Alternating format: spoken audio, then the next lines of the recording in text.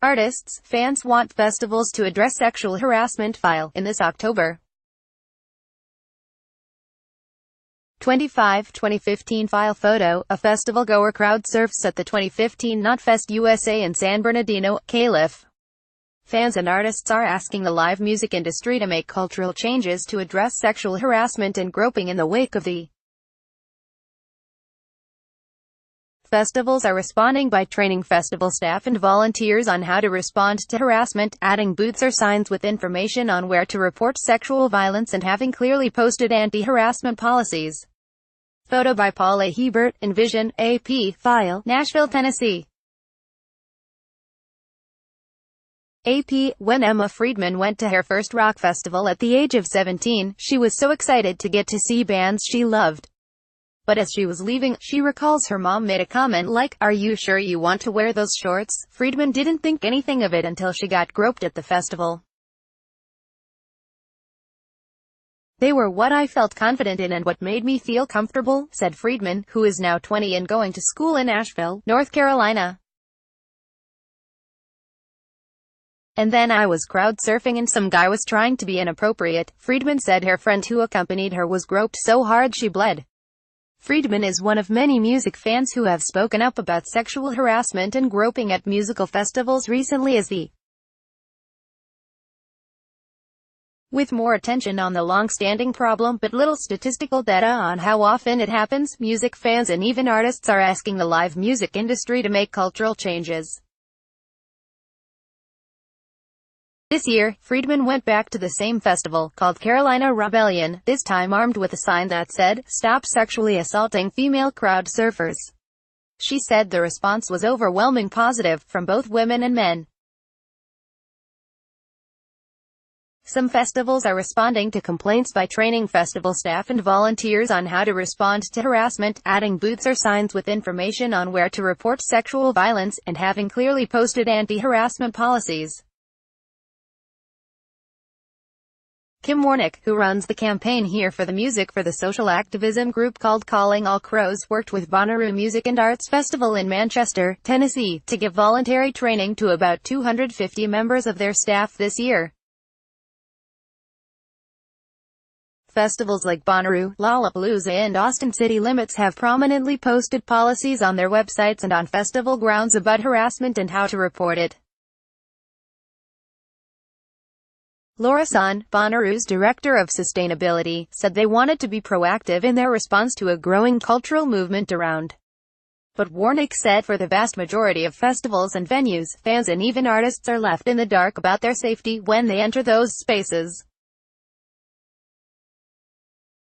Very few festivals and venues share these safety policies publicly, Warnick said. "And even when we put it in a contract rider for a band, we are still getting a lot of 'we can't legally share that with you.' Local police generally report a litany drug and alcohol arrests after a major festival, but when sexual assaults are reported, which is rare, it generally becomes big news and can be damaging to a festival's reputation." Multiple women reported to police as being raped at the Woodstock '99 festival, which was roundly criticized for overall violence and destruction. Sweden's largest music festival, Bravalla Festival, was cancelled this year after several reports of sexual assault at their 2017 festival. There are a lot of barriers for people to report sexual harassment or abuse. Large-scale festivals where tens of thousands of people are spread out over large campgrounds or fields make it difficult for harassers to be identified. Similarly, victim blaming can also arise.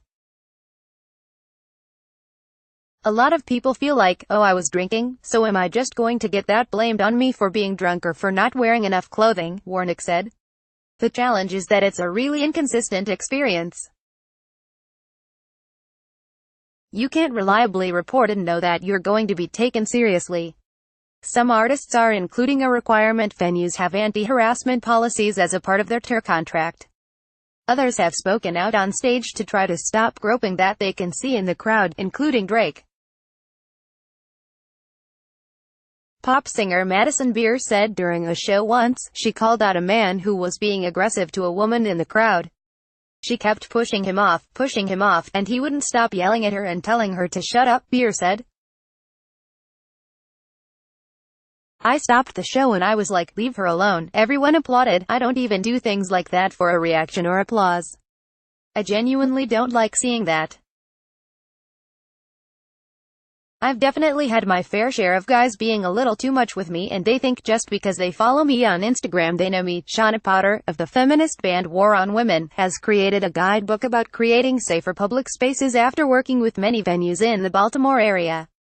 She said that she understands that smaller, independent bands don't always feel like they have the authority to insist that venues make safety policy changes. There might not be a lot that you feel you can do without risking that opportunity in the first place, Potter said. So use that microphone.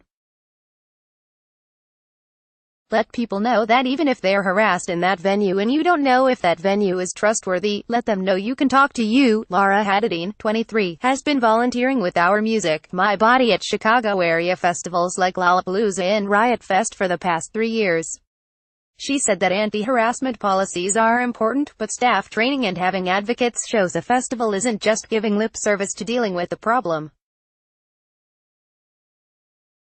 I think that a lot of festivals mean well, but do I think any festival or music hall is doing enough? No. I think there is always work left to be done. Associated Press writer Margie Charoletta contributed to this report from Chicago. __online http://ourmusicmebuddy.tumblr.com/https://www.kalangalkras.org/hair for the music __. Follow Kristen M. Hall at www.twitter.com/camhall. Copyright 2018 The Associated Press. All rights reserved. This material may not be published, broadcast, written or redistributed. Advertiser content.